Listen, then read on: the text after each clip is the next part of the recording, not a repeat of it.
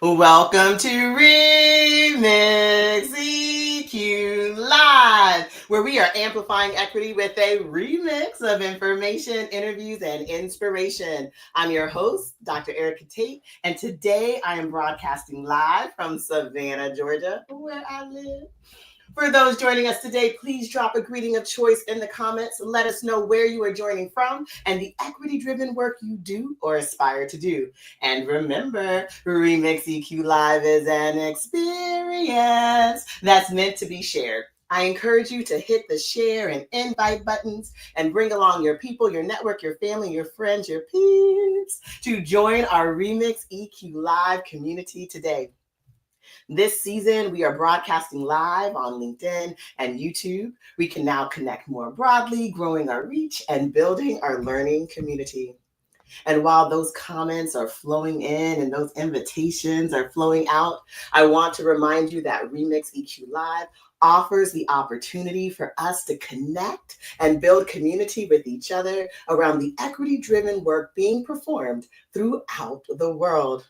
And we do this by centering the work. That is, our guests and viewers share examples of what they do in their role or position as a way to illustrate the innovative, effective, and meaningful ways they advance equity in the spaces in which they live, work, learn, and play.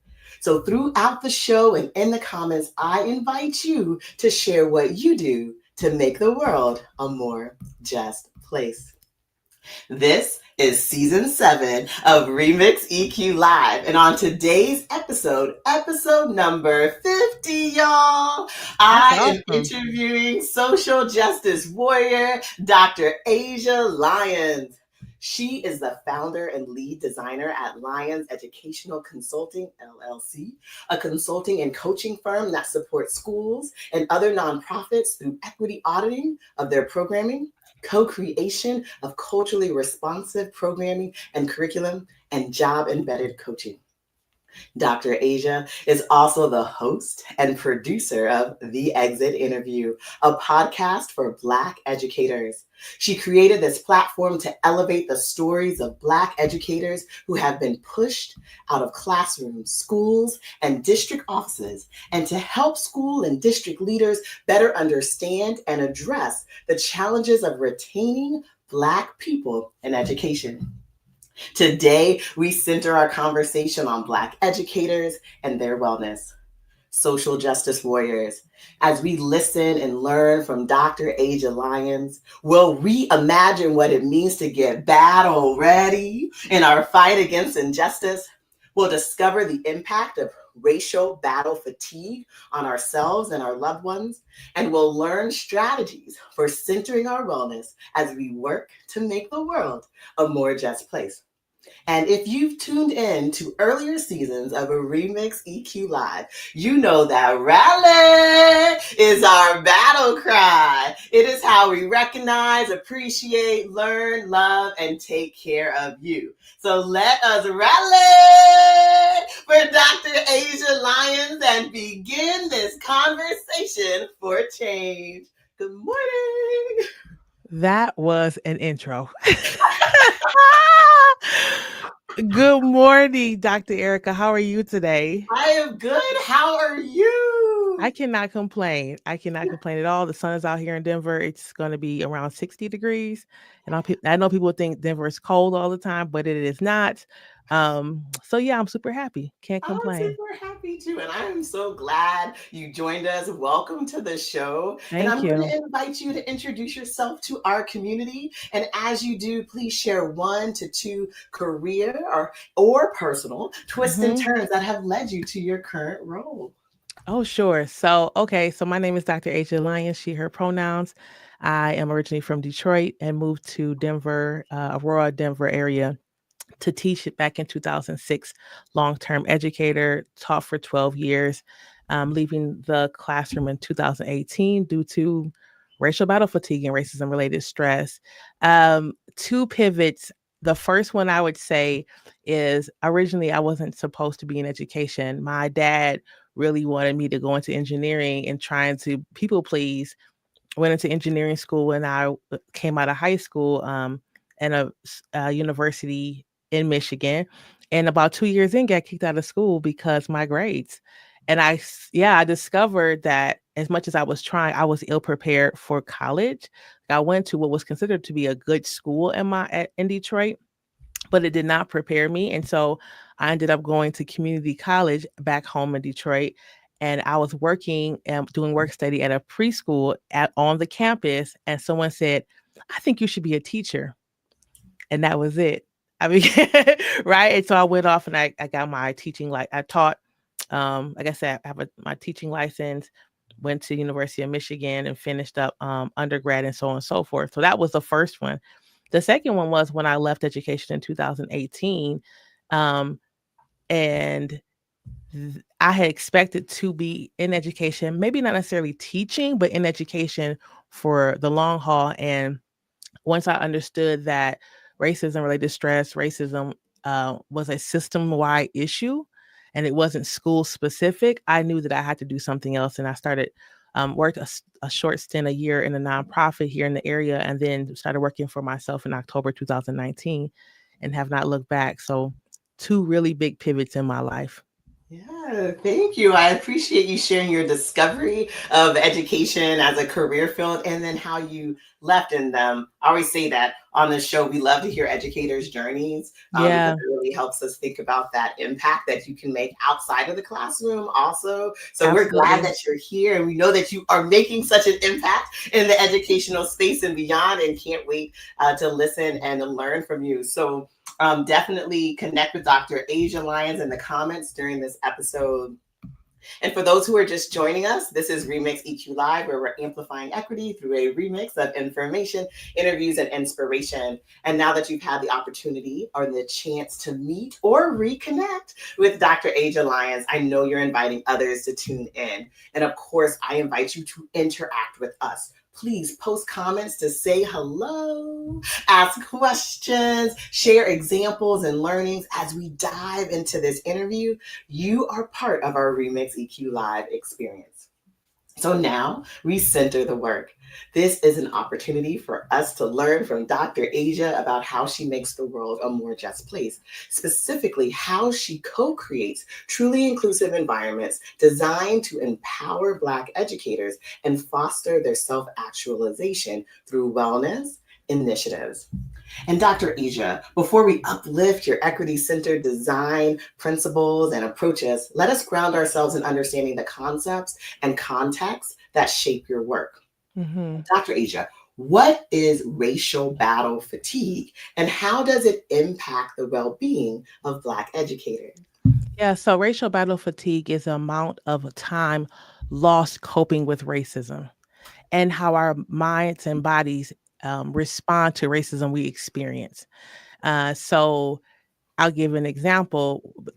First of all, racial battle fatigue is not racism. Right? Like I said, racism, excuse me, happens to us, right?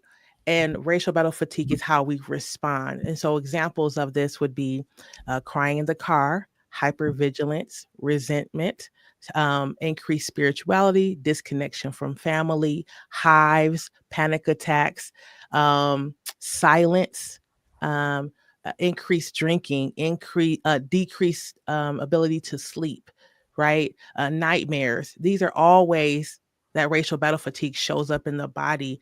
And so when we think about Black educators who, as a Black person, full stop, you're experiencing racism, right? So already, whether that should be it, you're seeing your brothers and sisters be killed on via television or on social media, whether that's your students or your children experiencing racism in their schools, you're seeing it all the time. Now in the workplace, racial battle fatigue happens when we experience racism in the workplace, whether that be through policies, for example, this DEI, removal of DEI, whether that be seeing our Black and brown boys be over disciplined, right? Overplaced in special education programming. That's, we understand racism. And so we respond to that. That's also happening to racism happening to us, either through administrators, through our parents or students, through community coming into the workplace and harassing and bothering us or mobbing us. These are all the ways that we experience the racism. And then from that, we have this response, which is, again, this could be crying in the car. This can be not able to go to work. This can be denial. It can be the resentment. I hear a lot of folks saying things like, I just close my door and I teach my class, right? And I just don't want to be bothering people because they're trying to lessen the racism that they're experiencing. And so that is what racial battle fatigue is. It is the fatigue, that the actual fatigue that we experience from racism. And Dr. William Smith, who coined that term, talked about racial battle fatigue in that way because it is a fight, right? We're experiencing a battle, and it's the same type of responses that people who go to war, like Iraq, like any other place, how their bodies respond is how our bodies are responding to racism. Yeah. Thank you for sharing that.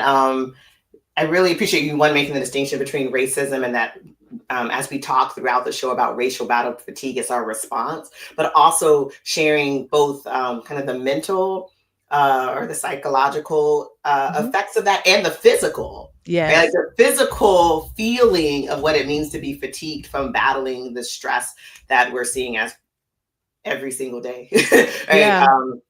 You're experiencing racism either as as someone who's experiencing it or and witnessing it, so in both ways. So Yes. I Mhm. appreciate that, and those examples were really great. It helps people see if they can see themselves in those examples and others, right? It might ask us, it prompts us to ask what else might be going on, and then how Yes. can we address it. So I appreciate Yes. it. Oh well, I'm gonna say hello to a couple people who jumped in our comments. So good morning, Brianna Matchett. She says, hi, Dr. Asia Lyons. Excited to learn more. Thank you for sharing your twists and turns to purpose. Yeah. Good morning, Brianna. And good morning, Regine, who also says, good morning, all. Welcome. All right, Dr. Asia, you are the founder and lead designer of Lyons Educational Consulting. In that role, how do you foster inclusive spaces that support the wellness of Black educators? Yeah. So I co-create those spaces with Black educators. So I know we are talking about this a little later, but one of the spaces that I co-create is called the Black Educator Wellness Cohort. And the Black Educator Wellness Cohort this is in our third year, and it's a space for Black educators, Black women and non-binary educators here in the Denver metro area, where they come once a month for a half-day space of healing and wellness. And these folks coming from different districts, different positions, ECE, principals, teachers, school psychs, and they come together to experience what it means to be well and to heal and to um, not just complain about what's happening in their systems in the schools, and right, because we can get in that place of like constantly like venting, but creating tools for their toolkit so that they can be well and so that their families can be well. So that's one of them. It's because there's so few Black educators in the state, there's not a place where they all go. And so if there's not a place where all Black educators are really in Colorado, Denver area, all Black people go kind of full stop, then you have to create those spaces. And so that's one of the spaces that I've helped co-create. And I say co-create because my good friend, Dr. Ellie Cahill, and I do this work together. Great. Oh, thank you so much. I appreciate your emphasis on co-creation, that you're doing it in collaboration with others, and that you're creating a place for people to go, right? If they can't find that, and people to convene together and share. What is the kind of impact that you want to make with that Black educator wellness cohort? Yeah, and so people who hear about the cohort, they first thing to think about is that our focus or our goal is retention, and Mhm. it is not. Our goal is wellness. We know that our folks are going in and showing up for our students, showing up for their colleagues, showing up for the community, and many are not well. They're not able to fully express what's going on. Their partner or their spouse or siblings, children, whoever, don't fully understand what they're experiencing. So even though they're telling them what happens, all the nuances of education, other folks may not understand. And so they get to be in community and then be learning joy and liberation and all these things while still being in systems, right? And so we also say, Dr. Ellie and I, if you choose to leave education, we support it. If you choose to stay in education, we support it because both of us were educators and we've left. But within the last this is like again our third year of all of our folks that have come through the cohort. We've only had two people who left education, right? And they for lots of reasons have cited the reason why that is. I don't want to say that it's all us, but they do talk about like this connection to other educators, and they know that that's helping them get through because they have this community of folks that they had never met before or had kind of met tangentially but never had a chance to really talk to, and now they have community. And what I love to see is like cohort 1, cohort 2, and cohort 3 who did not know each other start to come together and meet each other. And so we'll be on the text thread and they're taking pictures together at church or out in community, and it's really beautiful to see. I love that. I love that one, you give space to either stay in education or leave education, right? Because resistance can Yeah. come in many forms, and so I I appreciate that. But it's really wonderful to hear that with your space, that they've figured out ways to not only stay in education, but stay in education and become more well Yeah. with Yeah. themselves, right? And I think that connection with people and others, like sometimes it's it begins with you're not alone, you're not the only one experiencing it, and then that opportunity to talk about what it is and to I always think about, your space, you're co-creating it with Dr. Ellie, with them. I'm sure, Hmm. depending on what are the topics that they're bringing up, but also they have a chance to kind of co-create solutions or strategies, right? Because it is strategies to kind of maintain and work through those spaces and those challenges. So it's really great, and I'm so excited that you have 3 cohorts like that. Yeah. Like the work is Yeah. continuing, it's needed, and you're responding to the need. Yeah, I've always I like to say, like a quick side note, the first time that Dr. Ellie and I came up with this idea, we had to beg for 6 people. We're like, please just try, right? And then this last cohort, that's now open cohort 3, we had 50 people apply, and we only take 8 people at a time just because the work is just so deep and so focused. And so we know that cohort 4, which we're already planning, which we already have funding for, is just getting bigger and bigger because one, folks are hearing about the work and trust what we're doing, and their colleagues are talking about it and they trust it. So the word is getting out there, and the hope is that this goes national, that we can support folks and organizations and schools and districts who want to do this national and maybe internationally as well.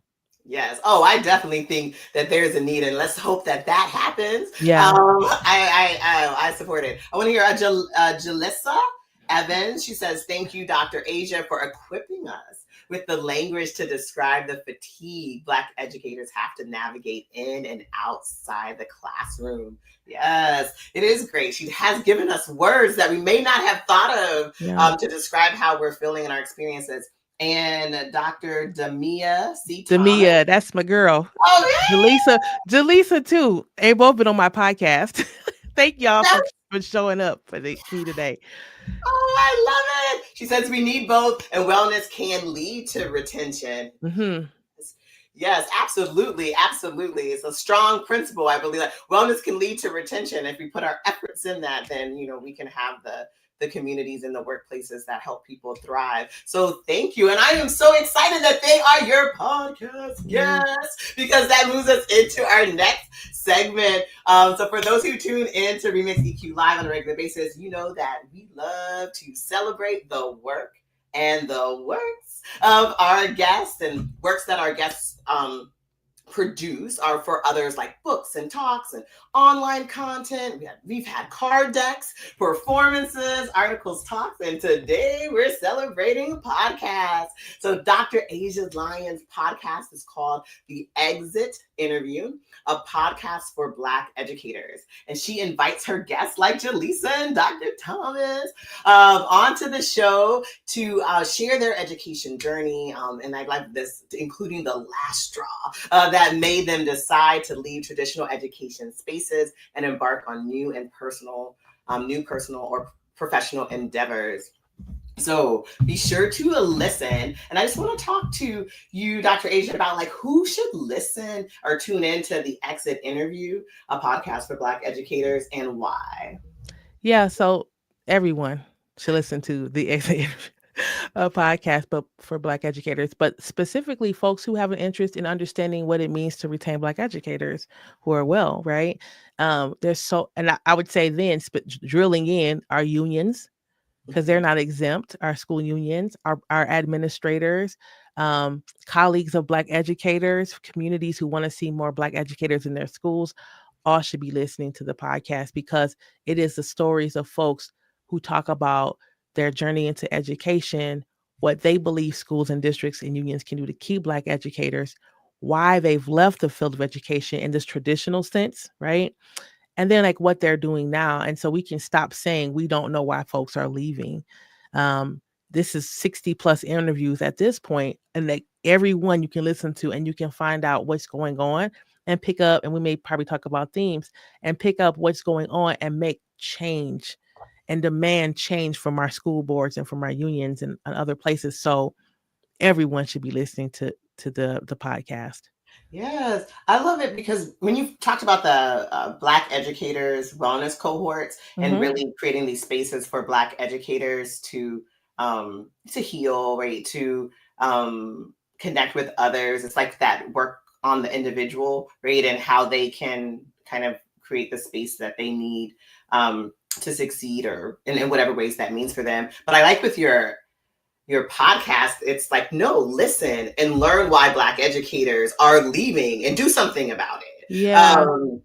Yeah, I appreciate that because not always like it's the individual in the system that you're addressing, and so it's great because you're highlighting these individuals who really I think wonderful and you're able to learn from them, but also you're highlighting them so that others can see that they need to make changes in the system. So it's exciting to hear. Yeah. Um, and I want to make sure people know that they should subscribe and follow Dr. Asia's podcast, The Exit Interview, a podcast for Black educators. And you can listen to it on Apple Podcasts, Spotify, Amazon Music, iHeartRadio, Player FM, Deezer, and Patreon. And so make sure you amplify Dr. Asia Lyons and amplify her works. And Dr. Demia says, congratulations on the growth. We need it. Yes. Yeah, we 60 plus do. episodes. Yeah. That is wonderful. And so with the exit interview, I appreciate the title because this is like when companies do exit interviews, the purpose is, right, that they listen to the experiences of the employee that's leaving and Mm-hmm. they learn from it so that they can make their company better. And so I cannot vouch for how companies are doing that, but I believe that you, Dr. Asia, I believe that you are listening and learning from your guests. And so I want to know, what have you learned from your conversations with your podcast guests? Yeah. I want to say one thing before I answer that question.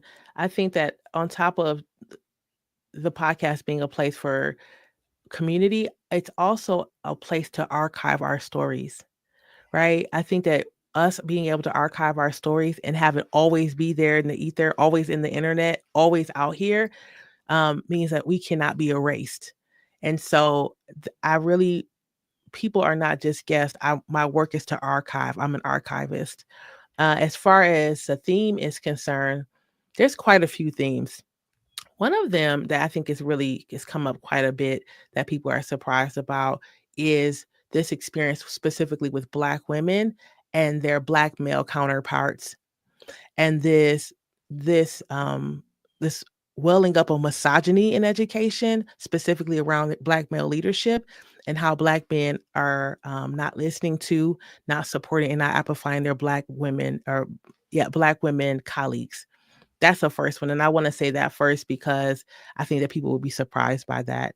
Another would be that, Black educators continually say they don't feel like they're being listened to, that they have these ideas, they wanna write curriculums, they wanna do their part, and they're not listened to, they're not given the time that they need to amplify the work that they wanna do. Another is that quite a few of folks have, while they're still in traditional education spaces, written books, started writing articles, started doing some conferencing on their own money, their own dime, their own time, but their managers, their principals, their admin are resenting them for it. And so instead of saying, hey, look, such and such, wrote a book and we should all use it for our book study, or we should all use it in our classrooms to be better educators, they're finding there's a lot of pushback and a lot of resistance from administrators for the work that they're doing, right? And I'm hearing that quite often. What I'm not hearing a ton of is, and it is true, we do need to be paid more, but you would think that that will be the number one thing on people's list when I ask the question, what do they believe schools can do? Sometimes money is on that list and we all want to be paid well, but I think that that's a every teacher of every race could say that, right? But when you talk specifically about retention of Black educators, the things that I've mentioned are really huge, right? And then I also add on top of that, isolation too, right? Folks feeling isolated. They're the only one at their school. I've met a woman at a conference last year. She was the only Black woman in her district, and yeah, and she said that, oh, they would never fire me because, and I thought, they still fire you. They trust me. I know. So those are some of the themes. And then I'll say the last one is that obviously families are impacted by the experiences these Black educators are going through when they're experiencing racism in the workplace, misogyny in the workplace. A lot of course, just like when you get hired at a place, you text someone, you call people, you put it out on Facebook, all those things, right? Put it on social media. When you experience harm, when you experience racism, and subsequently the racial battle fatigue, you also call people and you text people. And so it's not just the individual educator that is experiencing harm. They're also talking about how their families are impacted by the harm they experience in the workplace, and the families are helping pull them out and saying, we can help you find another job, you don't have to do this. And so we're also seeing the pull out of educators as much as we're seeing the push out. Yeah. No, thank you for sharing those themes. See, I told you I knew she listened and learned from her guest. She takes her exit interviews seriously, and we Yeah. appreciate it. And I appreciate you saying that you are an archivist and that you are holding space literally and digitally for these stories, because it is so important, and especially with many of the themes. Like when I was listening, I was like, wow, if we listen, if we support, if we encourage, right, in our school, and I'm going to use our traditional education settings like schools, if we would do this with Black educators, that they would feel more included and feel like they have space to contribute. And it always amazes me, like how much people and Black people are not listened to, Yeah. right? And if that space is created, what difference it could make not only for their experiences in the school, but also the students that they're serving, and really uplifting. And so I have like two questions. So one is, you've been listening and learning from your guest on your podcast, and I want to think about like what pieces of advice that you can offer both Black educators, but also those educators who are within the system who Yeah. do have the power to make those changes. And so if you could just share a couple of pieces of advice for the individual and the institution, Yeah. we'd appreciate that. Yeah. I'll start with the institution. You already know what you need to do. Like, you've read, how many of us had to sit through white fragility? How many of us have been told what needs to happen? How many TED Talks need to be put out there? How many articles? The system is well aware of the harm that's being caused. So just do what you were asked to do 10, 20, 30, 400 years ago. I'm not going to spend no more time talking to them.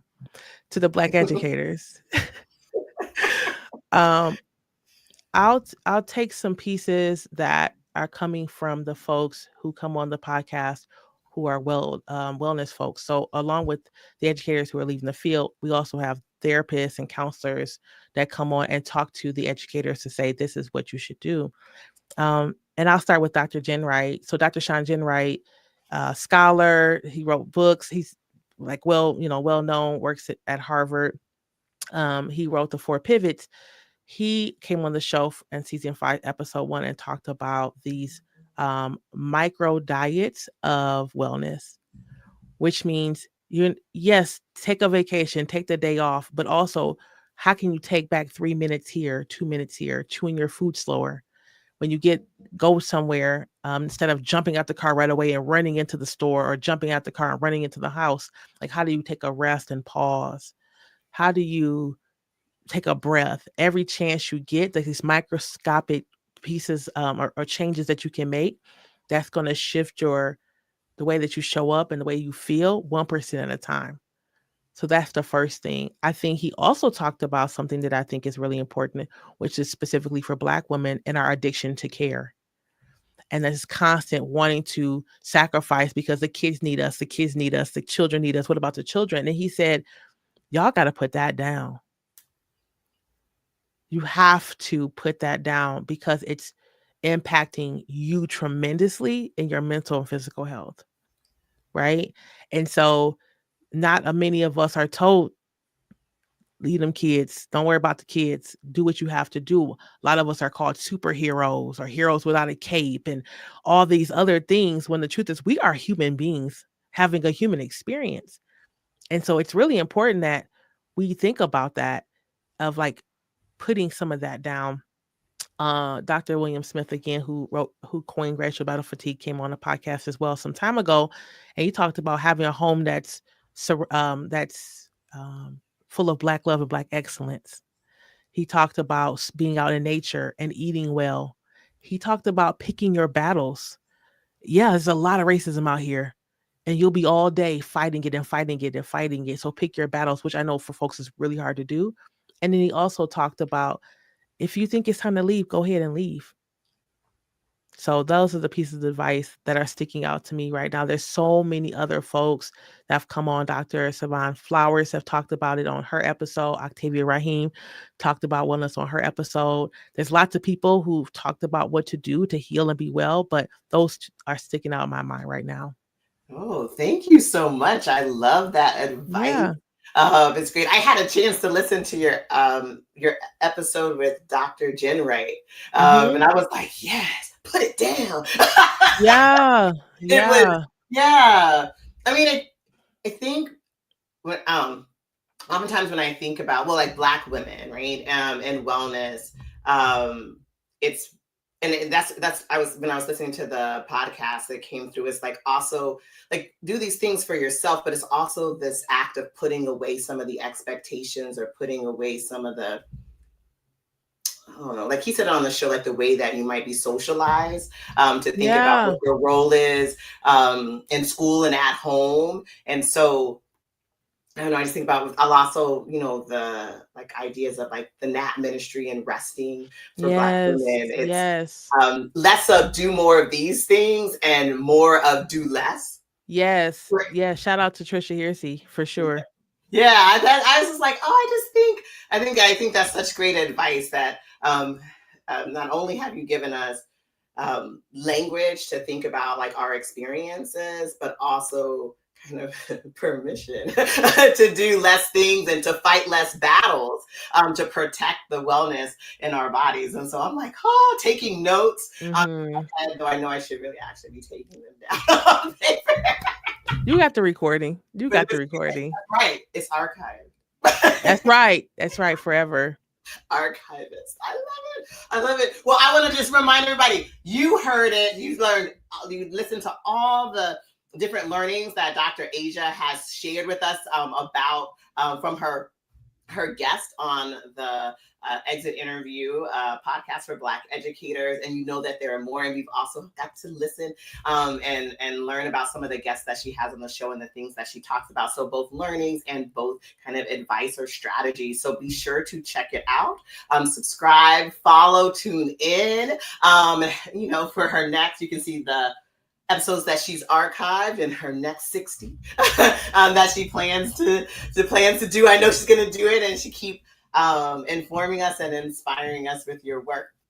So thank you, Dr. Asia. Each episode we invite guests on to drop knowledge, to drop inspiration about how they're working to make the world a more just place. And you've done just that. You helped us reimagine what it means to be battle ready, and also the impact of battle racial battle fatigue on ourselves and our families, and Yeah. those that we love. And then just reminding us that we need to center our care and center our wellness as we do this work that we're passionate about and we think will make a change. And I'd love for you to drop one more piece of inspiration on us before you leave this real time space, but knowing that you know we will be there forever. But as you reflect, Dr. Asia, on your work with Black educators and their well being, what are you most inspired by? And how is this inspiration influencing your next steps? Yeah, I think what's most inspiring is how the Black educators that I get to be in community with, whether that's the cohort, webinars that we do, retreat sessions, all these things, that there's still joy, right? Folks have gone through so much and there's still time for laughter. They're still smiling, they're still in joy, they're still seeking liberation. And so that light is still there, it's still glimmering, and I love to see it, right? Because that means that this society has not taken everything from them. And that makes me feel good to know that I'm a part of, along with everyone else in that group, whatever that situation, that setup is supporting like the further igniting or the reigniting of that light so that it can glow even stronger. Yes, I love it. Well, thank you, Dr. Asia Lyons, for coming on the show and sharing and speaking about what matters most to you. I am grateful for the opportunity to listen and learn from you, especially about how and why you have chosen to make the world a more just place. And I'm very inspired that joy keeps you inspired. Like that, even in the experiences and conversations about the fatigue from racism, and the harm, that there still is joy to see and Yeah. experience with others. And if that I mean that is the inspiration, that what keeps us going. So I thank you for sharing that. You have been a joy. Thank you. I appreciate I that. Yeah, I appreciate you and all the work that you're doing. So thank you so much. And if you ever want to come back on and share more about the work that you're doing, please do. Please Yes, no do. problem. Yeah, this is such an important topic. And I think that it benefits many educators across the country. And I know that you're doing a lot of your work in Denver, but it will go national. And Oh, more yeah. educators, Oh, right, yeah. will be able to benefit from the awesome work that you're doing. So again, like if anything exciting happens, I know your life is exciting, but other things, please come back on and share the Okay. good news with us. I just have a few announcements and then we'll wrap up. So just a reminder, we're here on the second and fourth Fridays at 11:30 a.m. Eastern. And so on March 14th, we'll be back and we'll be listening and learning from Dr. Janelle Williams, who is the co-founder and CEO of Kindred Futures, a catalytic change agent committed to closing the racial wealth gap across the American South. And we're discussing the role of partnerships, collaboration, and data in addressing economic and wealth disparities in the pursuit of economic justice for Black Americans. So be sure to watch your feed, check your inbox, and tune in to LinkedIn and YouTube. And also, while you're there, like and share our upcoming and past archive shows, and subscribe to our YouTube channel. Uh, and now that we are on season 5, episode 50, I wanted to make sure you knew that I created a substantial and inspirational body of work, which we have curated into playlists for your viewing and listening pleasure. So if you like today's show and you like listening and learning from Dr. Asia, be sure to check out the following Remix EQ Live playlist on the Blue Knowledge YouTube channel. Education, of course, health, equity, and wellness playlist, of course. And we have an Amplify Women playlist. And for Women's History Month, that's starting tomorrow. We Mhm. will be amplifying our 30 plus Remix EQ Live guests who identify as fierce women and social justice warriors. So please be sure to watch our feed on LinkedIn and tune into our Blue Knowledge YouTube channel so you can stay informed and inspired this Women's History Month with Remix EQ Live. And if you want to know a little bit about my why with Remix EQ Live, my why with Remix EQ Live, I also invite you to view my recent TEDx talk entitled Building Community to Make the World a More Just Place, which is inspired by my experiences and conversations with Remix EQ Live guests. And be sure to check out our web page for episode announcements, recordings, and more information on inspiring guests like Dr. Asia. And while you're there, discover ways to support our Remix EQ community through love offering and also purchasing merch. So we have our Empower and Amplify notebooks so you can take notes and archive physically, and also any of our message teas that are on the site.